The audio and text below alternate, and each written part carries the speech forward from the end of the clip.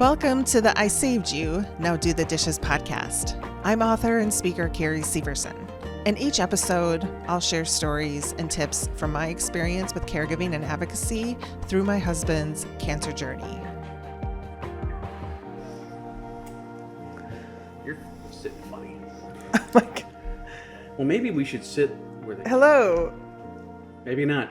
I was thinking because we're sitting on the corner here, it's hard for us to sit like square because there's a freaking corner right here. Welcome back to episode 2 of I Saved You, Now Do the Dishes. And you're in our kitchen. We are literally in a little corner here because I like the backdrop.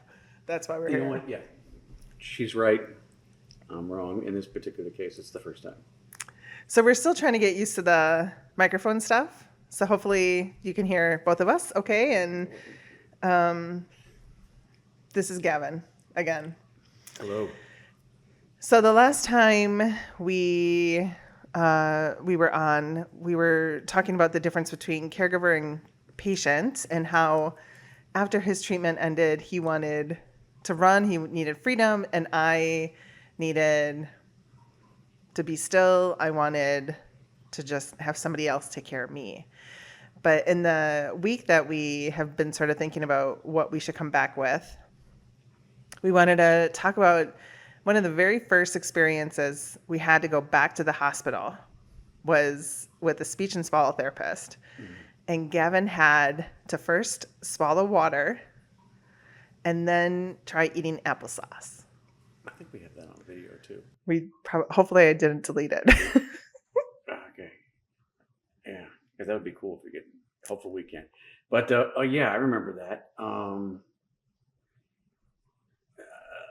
I think I had my head on your lap still, so I was still.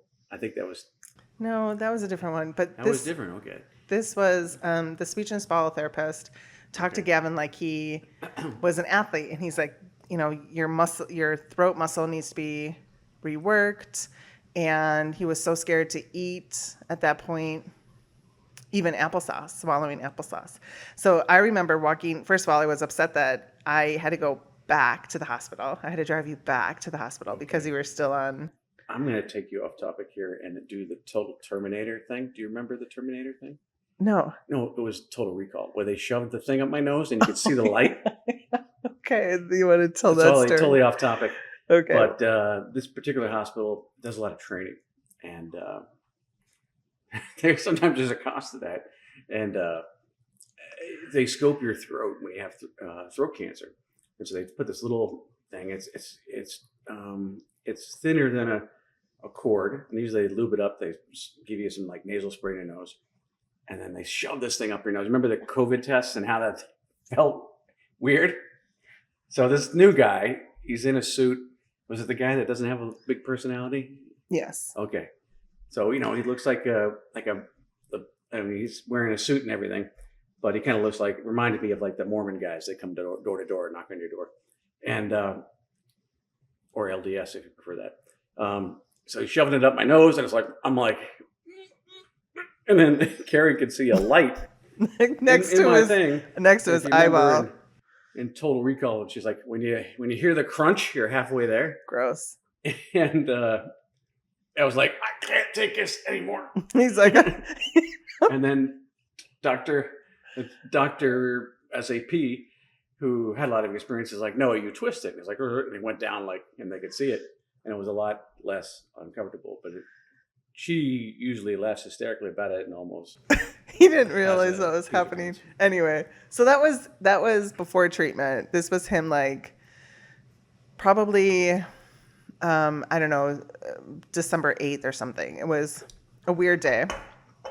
Way before treatment, it was like the very first thing. They basically wanted to get the look inside his throat. He had already had a scan.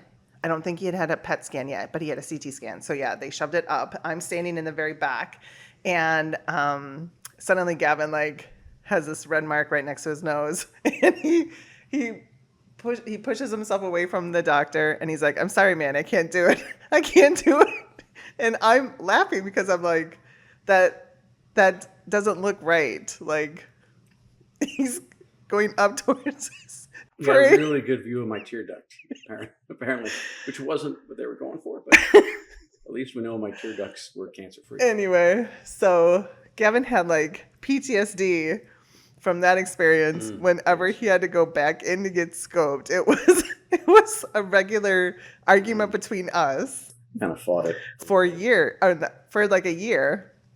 Every time a radiologist or a radiologist assistant would be like, I want to scope you to look, they would have to leave the room. Gavin and I would have like a 15-minute argument about like, we have, this is something you have to do. You have to do it. And he's like, you sit here and do it. You do it. I don't want to. You first. Maybe if you give me like a gallon of Quaaludes. But yeah, so no, that happened before. I appreciate that you need to talk about that. I just think that was an important moment in medical history.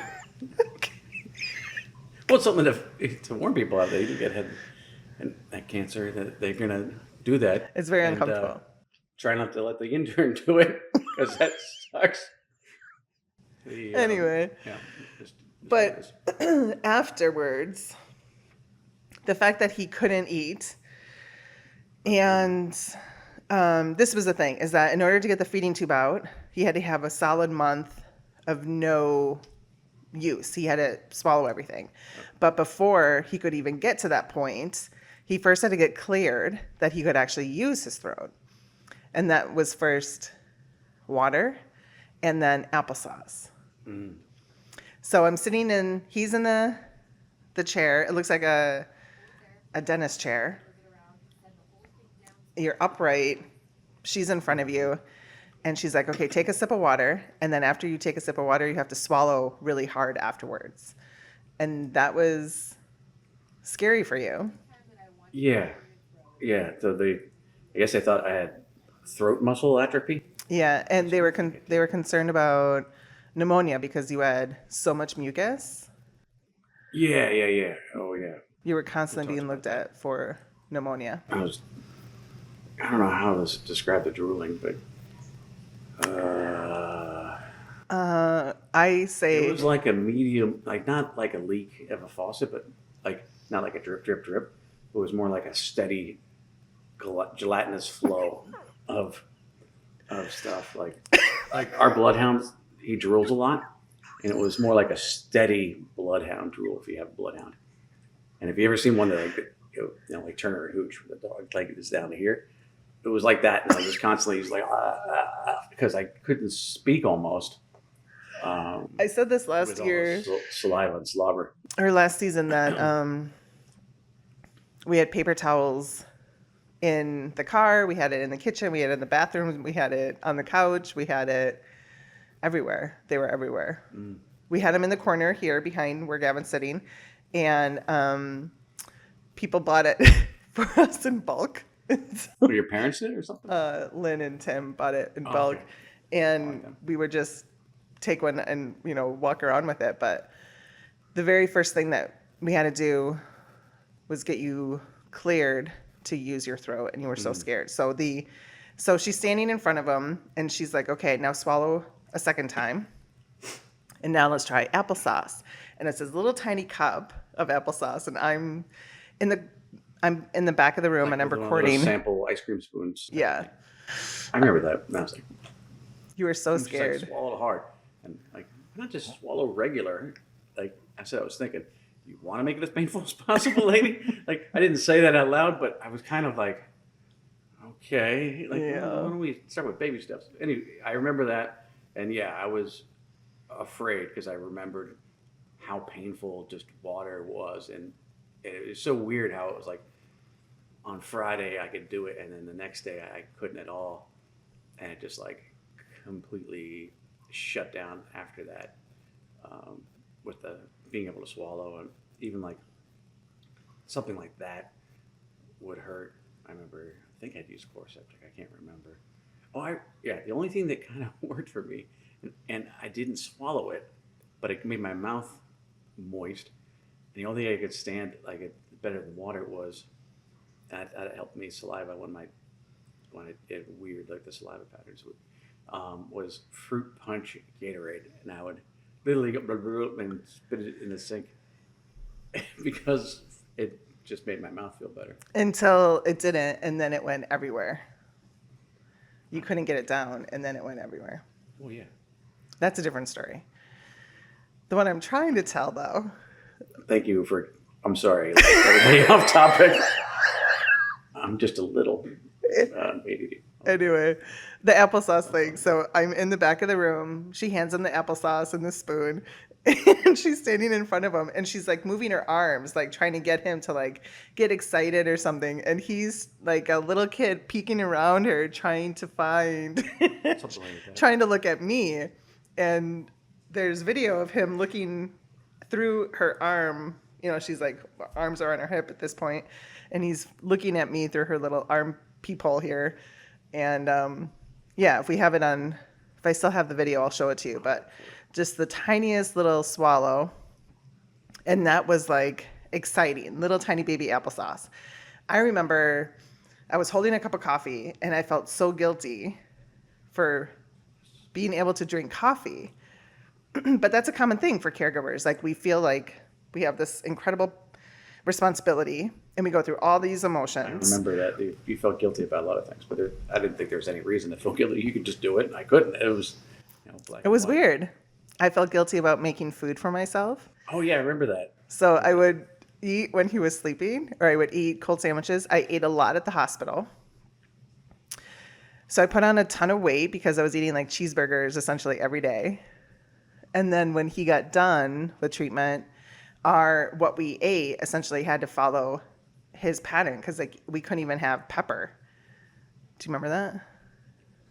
Yeah, well, yeah. I mean, barbecue sauce tasted like hot sauce.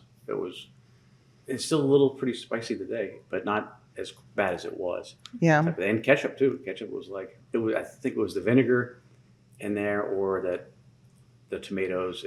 Were tomatoes spicy? Yes, tomatoes were so awful. It was maybe no tomato is what they call it. And then you said salt tasted or chocolate tasted like salt.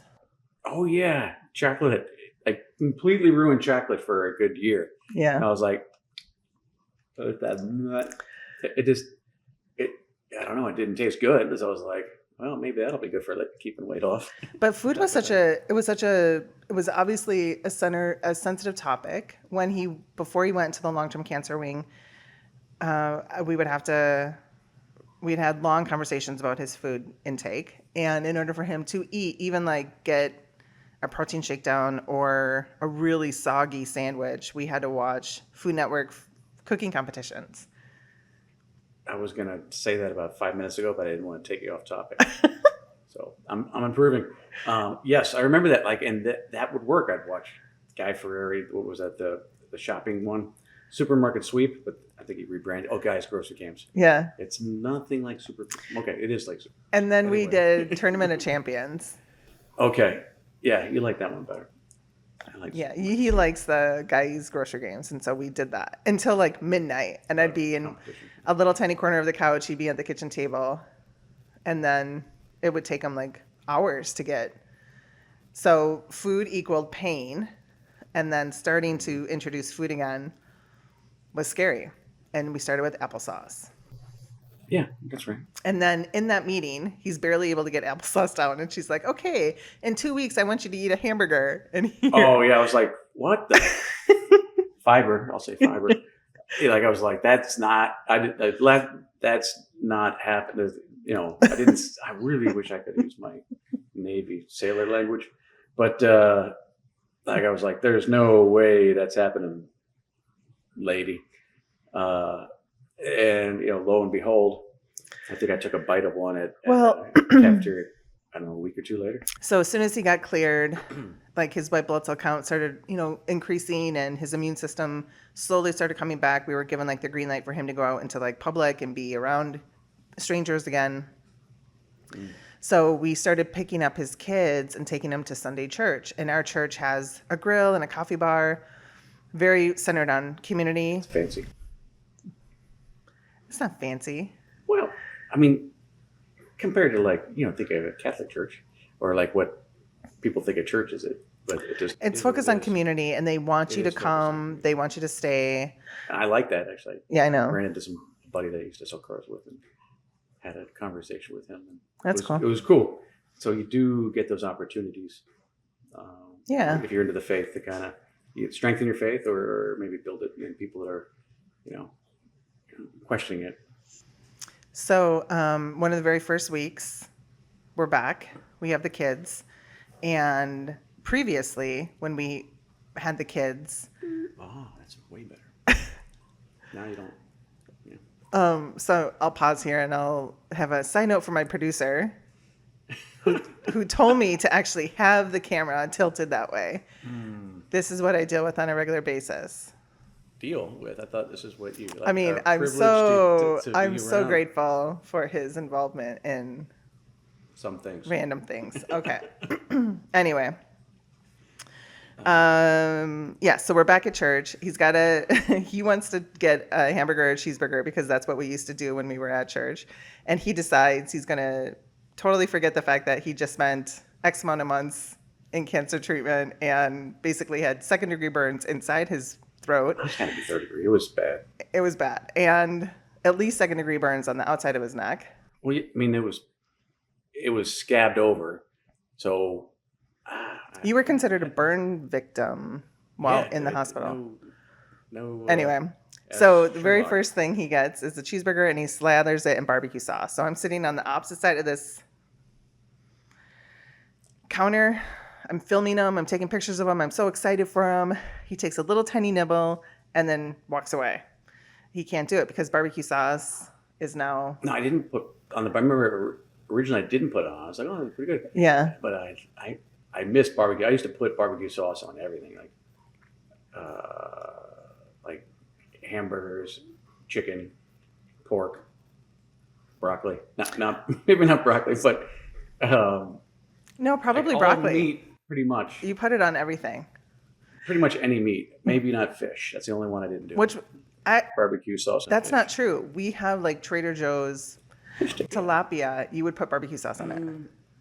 Yeah, he put it on everything. He put it on everything. Primal mayo that's like I know. $15 a gallon, $15 a thing. Anyway, I grew up in the Midwest. We put cheese on everything. We put salt and butter. Yes. And no spice. I didn't know barbecue sauce existed until I met him, and then it was everywhere. So yeah, he puts it on his cheeseburger. He can't get it down. And that was kind of a setback because that would have been March, and you spent the next several months really trying to work your way back up to wanting to eat. Yeah, I didn't necessarily want to eat, and then until the whole escapism thing where I wanted to get away, and it was weird having this tube, like it just, I don't know how, like you can't even, but it was. I wish I could put a wire in there or something, but it was like this thing that came down, and it was noticeable, type of thing. And I wanted to get away. Like I said, like I felt trapped, like in the house in Phoenix, type of thing. He didn't like me driving, even though I snuck out because I was on like Vicodin or whatever. He was on Oxy and fentanyl. Oxycontin and fentanyl. And to me, that just made me feel normal. I didn't feel messed up because I didn't have intense pain in my throat, and I didn't feel that cloudy, and that stuff does make you feel good too. It makes you. It served its purpose. It allowed you to be, which is crazy scary, and a totally different topic in some other segment. But yeah, so as the caregiver, once he was done with treatment, I really wanted, okay, it's my turn. Take care of me. I saved you. You get to do the dishes. I'm taking a step back, but it didn't happen. Like it went right into, okay, now we have to talk about him using his sword again. So he has long-term use. We have to talk about getting him off the drugs. We have to talk about him getting off the feeding tube. So his last treatment was March 14th. My job as his caregiver really didn't stop for several months after that. I got an idea. Can I go off topic again, or do we need to stay on topic? Oh my God. Oh man. No. Okay, save it for another. We'll shelve it. We'll shelve the time you try to make me a drug addict for the next episode. Thank you for tuning in to. I saved you to do the dishes. Remember, if you're a caregiver, particularly a family caregiver, you can always delegate somebody else to do the dishes. Until next time, we love you. Bye.